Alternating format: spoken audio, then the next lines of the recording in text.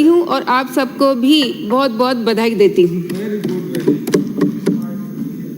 प्रथम बार सदन में अपना वक्तव्य रख रही हूँ तो मैं सभापति महोदय का संरक्षण चाहूँगी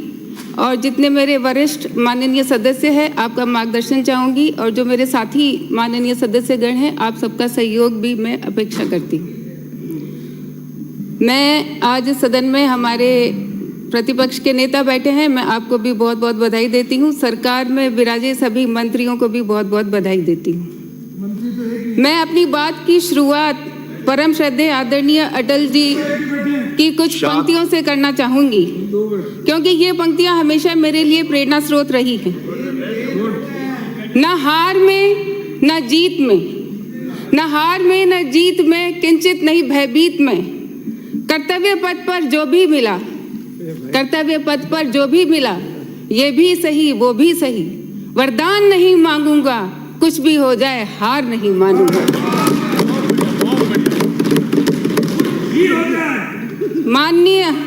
माननीय सभापति महोदय, मैं बाड़मेर विधानसभा क्षेत्र से आती हूँ।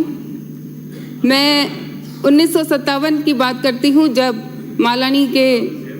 आदरणीय स्वर्गीय रामदास जी चौधरी 1957 में पहली बार जनता का आशीर्वाद पाकर इस सदन में आए और उन्होंने मृत्यु भोज निषेध जैसे कानून को यहाँ लागू करवाने का कार्य किया। उसके बाद मेरे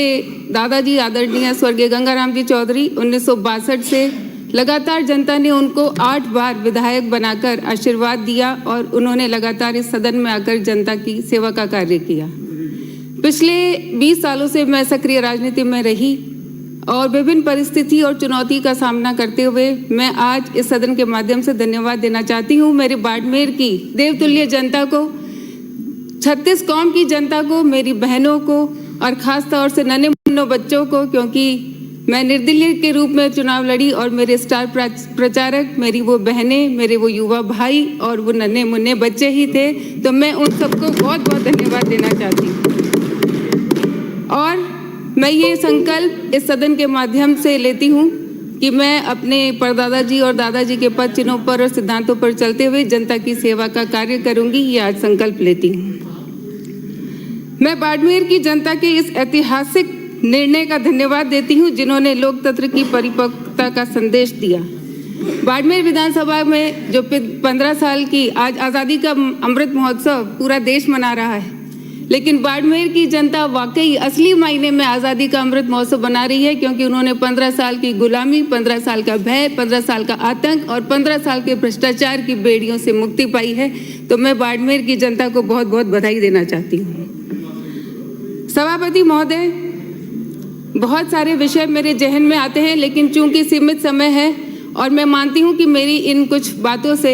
यहाँ के सभी माननीय जो सदस्यगण हैं वो सभी सहमत होंगे। ये हमें गर्व है कि आज पंडित दीनदयाल जी के सिद्धांतों को, उनके दर्शन को लेकर अंत्योदय की योजना के साथ अमृत महोत्सव मनाते हुए 2047 में विकसित भारत की परिकल्पना करके केंद्र और राजस्थान सरकार की योजनाएं बना रही हैं। इस सदन में आई तब से राम मंदिर की बात सुन रही है और मैं मानती हूँ कि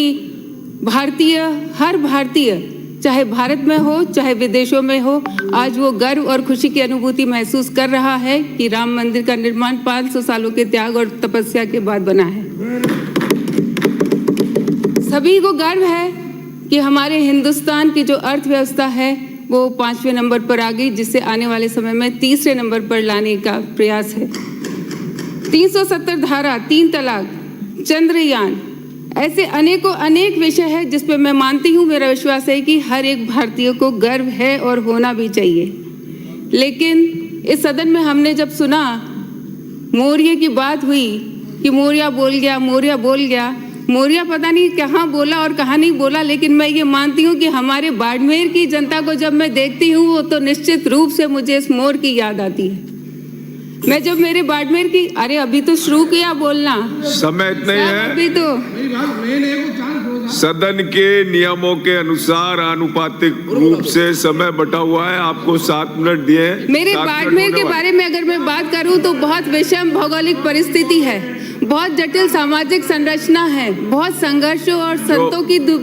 है। जो निर्धारित समय है उसी एक समय में जो काला पानी की सजा, जहां अधिकारियों को भी धमकाया जाता था कि काला पानी की सजा दे देंगे, बाड़मेर भेज देंगे, आज उस बाड़मेर को